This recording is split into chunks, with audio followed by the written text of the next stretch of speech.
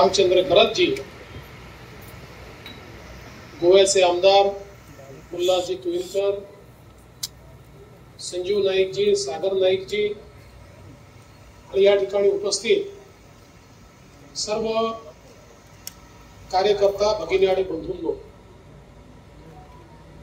पत्रकार सगळे या ठिकाणी उपस्थित आहेत। त्यामुळे पत्रकारांना आधीच सांगतो ही जाहीर सभा नाही, आमची कार्यकर्त्यांची बैठक होती, त्याच्यामध्ये तुम्ही आल्या, नाहीतर 10 वाजेनंतर तुम्ही सभा कशी घेता अशा प्रकारचा प्रश्न निर्माण करून उगीच आमच्यावर आचारसंहितेचा गुन्हा बिना दाखल करू नका। आम्ही घराच्या आतमध्ये इंटरनल बैठक करतोय, पण तुम्ही लोक आलात तर तुमचंही स्वागत आहे।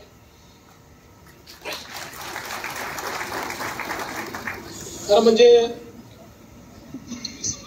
या निवडणुकीमध्ये प्रचाराचे दिवस फार कमी मिळाले, कारण फॉर्म भरल्यानंतर दिवाळी सुरू झाली, त्यामुळे 5 तारखेपर्यंत आपण प्रचारच चालू करू शकलो नाही।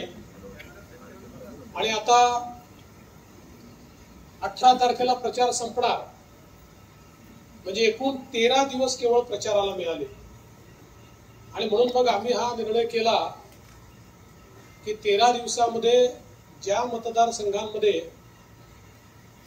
जास्तीत जास्त आवश्यकता आहे अशा मतदारसंघांमध्ये आपण सभा करायच्या, आणि रोज 5-7 सभा आम्ही करतो।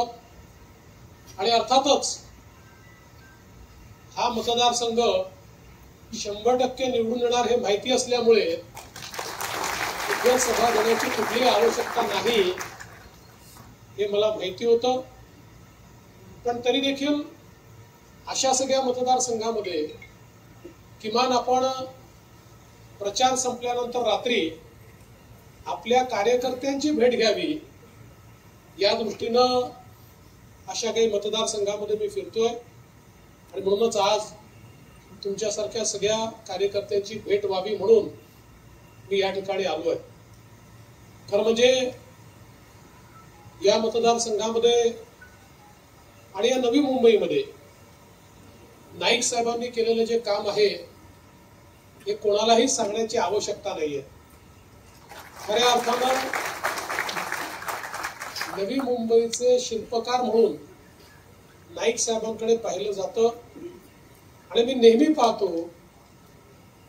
की मी मुख्यमंत्री असताना असेल, मी विरोधी पक्षनेत्यांना असेल, किंवा आता उपमुख्यमंत्री म्हणून असेल, या नवी मुंबईमध्ये कुठलीही गोष्ट ही जर जनहित विरोधी आहे असं नाईक साहेबांना वाटलं तर ते प्रचंड अस्वस्थ असतात।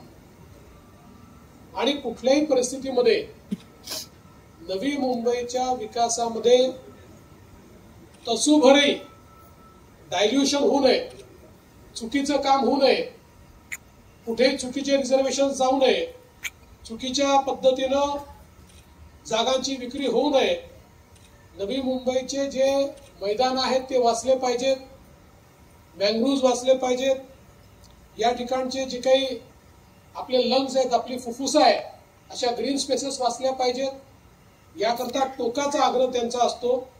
आणि त्याकरता पडेल ती किंमत देऊन संघर्ष ते करत असतात। आणि म्हणूनच मला असं वाटतं की आज नवी मुंबई हे शहर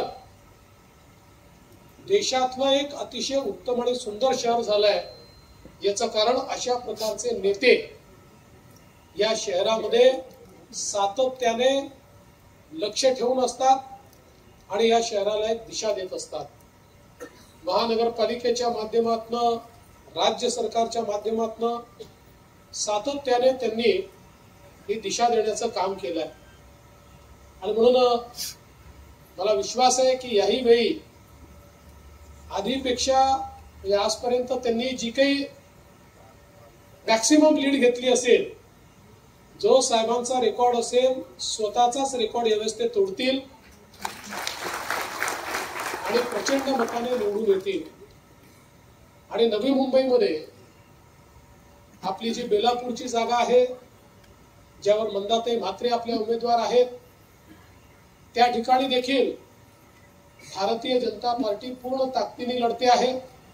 आपले सगळे कार्यकर्ते कामाला लागलेले आहेत आणि मला विश्वास आहे की या दोन्ही जागा भारतीय जनता पार्टी निवडून येईल आणि 100% निकाल नवी मुंबईचा हा भारतीय जनता पक्षाच्या बाजूने असणार आहे आणि त्या दृष्टीने निश्चितपणे आपण सगळे कामाला लागलेले आहात.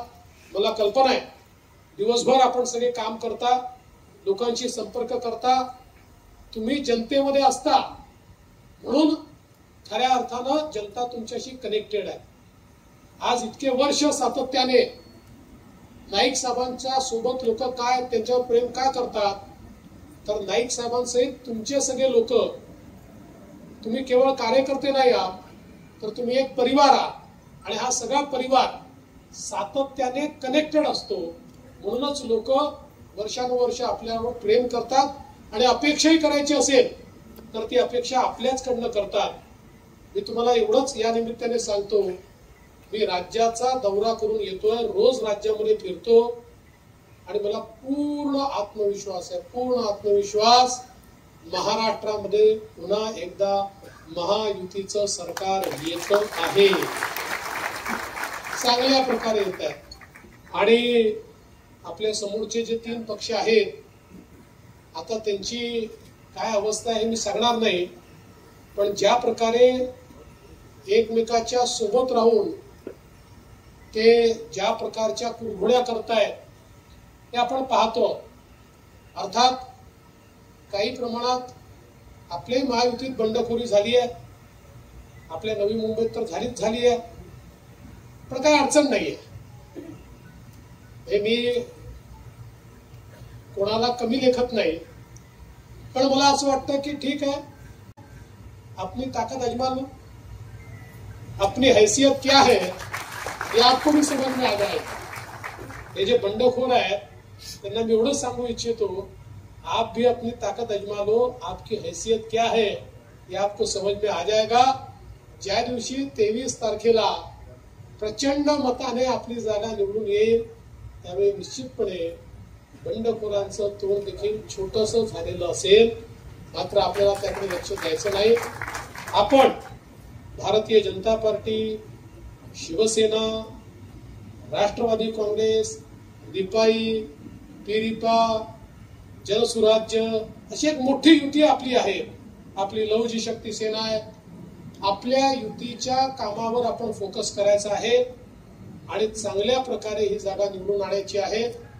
आता मी जरी इथे सभेला आलो नसलो तरी मी तुम्हाला एक शब्द देऊन जातो, विजयी सभेला मी निश्चितपणे येईन आणि विजयी सभा आपलं सरकार बनवूनच आपण घेऊ हा विश्वास मी आपल्या सर्वांना देतो. आणि इतक्या रात्री आपण सगळे लोक या ठिकाणी या बैठकीकरता उपस्थित राहिलात त्याबद्दल आपले आभार मानतो.